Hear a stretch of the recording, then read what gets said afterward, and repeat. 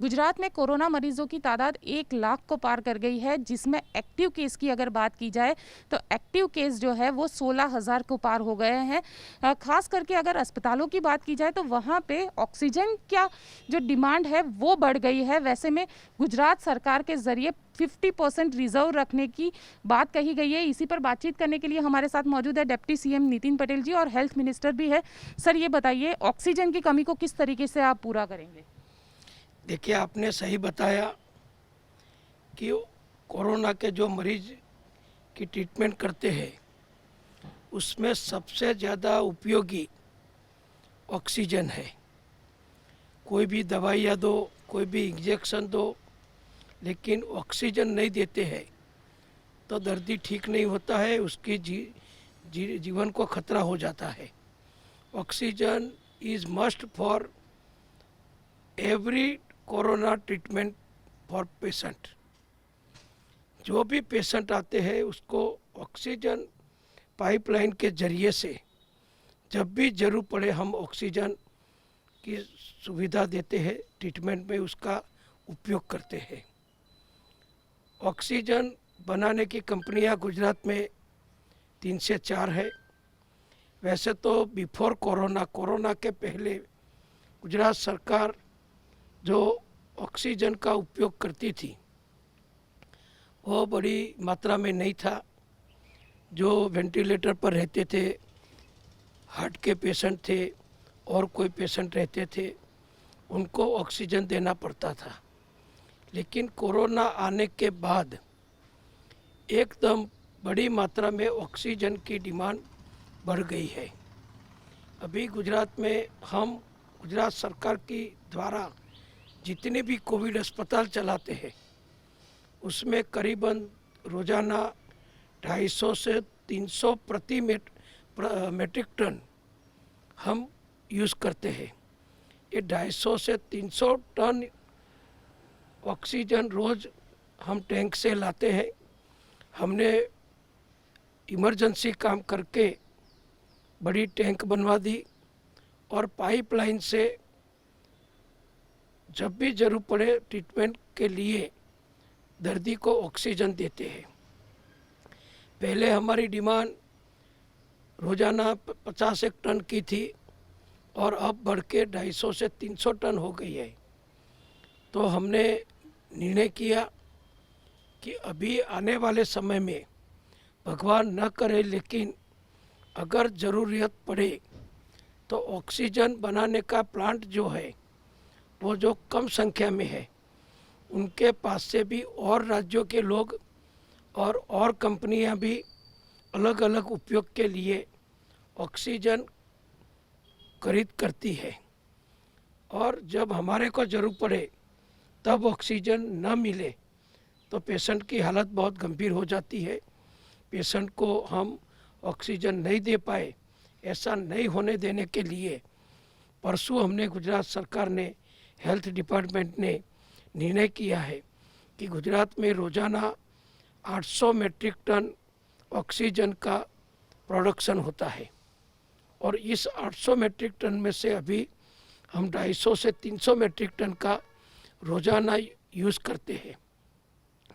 तो बाकी समय के लिए, आने वाले समय के लिए अगर ज़रूरत पड़े तो गुजरात सरकार को कहीं और न जाना पड़े और ऑक्सीजन की कमी न हो, इसलिए मैन्युफैक्चरिंग कंपनियों को हमने सूचना दी है कि आप जितना ऑक्सीजन मैन्युफैक्चरिंग अभी प्रोडक्ट करते हो जो 800 मेट्रिक टन है, इसमें से 50% ऑक्सीजन आपको रिजर्व रखना पड़ेगा।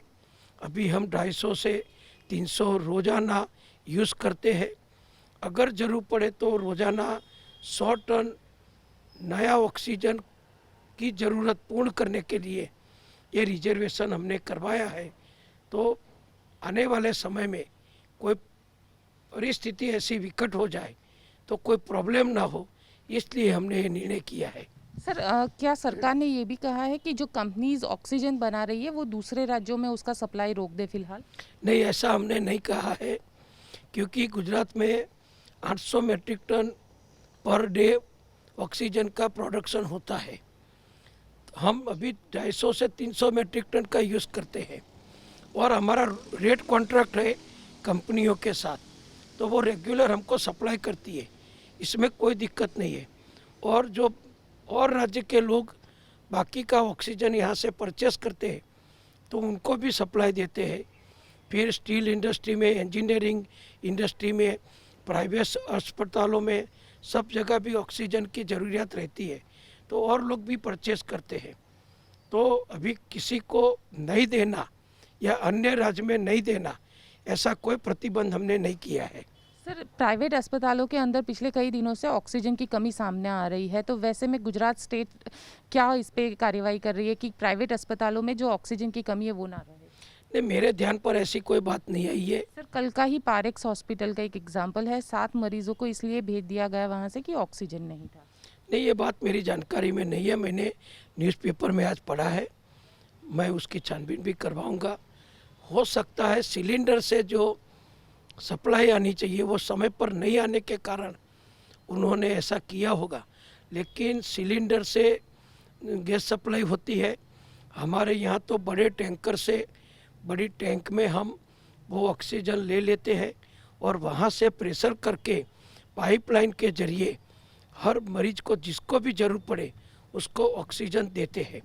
मैं आपको ये भी बताना चाहूँगा, आज तक के माध्यम से लोगों को मालूम ये भी पड़े कि ऑक्सीजन की कितनी अहमियत है, कितना इम्पोर्टेंट है मरीज की सारवार के लिए।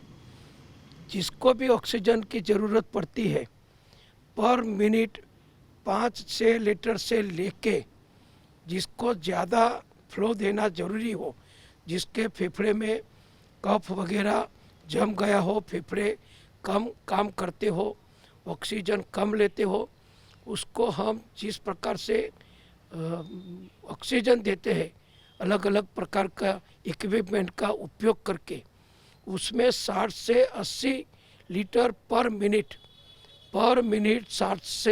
60 से लेके 60 to 80 लीटर ऑक्सीजन कोई मरीज को देना पड़ता है। और ऐसे मरीज की संख्या भी बड़ी मात्रा में रहती है, तो पर मिनट 5 लीटर से लेके 60 से 80 लीटर तक एक एक मरीज को रोज़ाना ऑक्सीजन देना पड़ता है और ये 24 घंटे चालू रखना पड़ता है। अगर ऑक्सीजन सप्लाई बंद हो जाए तो मरीज की हालत बिगड़ सकती है। ऐसा ना हो, इसके लिए हम हर एक प्रकार की देखरेख रखते हैं और इसीलिए हमने आने वाले समय की ज़रूरियात को पूर्ण करने के लिए ये रिजर्वेशन का निर्णय किया है। सर, एक दूसरा मामला भी सामने आया है कि गुजरात के अंदर 4 ऐसे नए मामले सामने आए जिसमें एक बार कोरोना हो चुका था और उनका दोबारा से रिपोर्ट पॉजिटिव आया। अब सरकार किस तरीके से इसके लिए स्ट्रेटेजी बना रही है? देखिए, पूरी देश और दुनिया में से इस प्रकार के रिपोर्ट आ रहे हैं कि जो पहले कोरोना पॉजिटिव था, फिर ट्रीटमेंट के बाद वो नेगेटिव आ गए, अस्पताल से उनको छुट्टी दे दी गई, वो अपने घर गए और उसके बाद भी अगले समय में उनको पॉजिटिव आता है। ऐसे केस हमारे ध्यान में भी आए हैं। अभी ICMR और सभी संस्थाएं इसके बारे में छानबीन कर रही है, रिसर्च कर रही है कि ऐसा क्यों होता है, लेकिन होता है वो सही है। गुजरात में भी ऐसे किस्से ध्यान में आए हैं कि जो नेगेटिव होने के बाद फिर पॉजिटिव हो जाते हैं, तो कोई लोगों को ऐसा होता है। इसमें क्या फेरबदल होता है वो उसका रिसर्च चल रहा है। सर, एक दूसरा भी मामला सामने आया है कि जो राजनीतिक दल है वो रैलियां कर रहे हैं, चाहे कांग्रेस हो चाहे बीजेपी हो। एज ए हेल्थ मिनिस्टर आप क्या कहेंगे उनको? नहीं, देखिए, सोशल डिस्टेंस रखना वो सबके लिए ज़रूरी है। फिर भी कोई भी कार्यक्रम हो, कोई भी प्रकार की बाज़ार में या मार्केट में या किसी भी जगह पर आने जाने का कोई भी किसी को हो, सबको सोशल डिस्टेंस रखना ज़रूरी है और मास्क पहनना भी ज़रूरी है। तो जो मास्क पहने रहते हैं और सोशल डिस्टेंस का अमल करते हैं, उसको कम मात्रा में पॉजिटिव केस आते हैं, ऐसा रिसर्च वाले भी बताते हैं। तो ये जानकारी हमको भी है कि ये सबको इस प्रकार का अमल करना चाहिए और हो सके इतना उसका अमल कराने के लिए हम गुजरात सरकार की ओर से पूर्ण प्रयत्न करते हैं।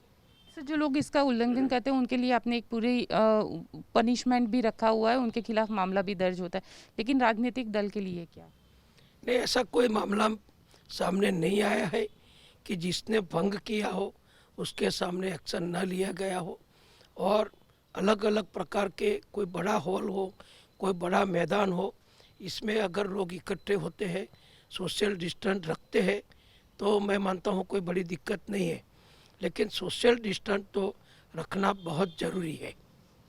चलिए, ये थे नितिन पटेल जी, जिनका कहना है कि सोशल डिस्टेंस बेहद ज़रूरी है। साथ ही ऑक्सीजन को लेकर उन्होंने कहा है कि आने वाले दिनों में ऑक्सीजन की कमी कहीं पे ना रहे, इसलिए राज्य सरकार ने अभी से 50% जो मैन्युफैक्चरिंग ऑक्सीजन है उसको रिजर्व रखने के लिए कहा है। कैमरामैन उज्ज्वल ओझा के साथ गोपी घांगर, अहमदाबाद।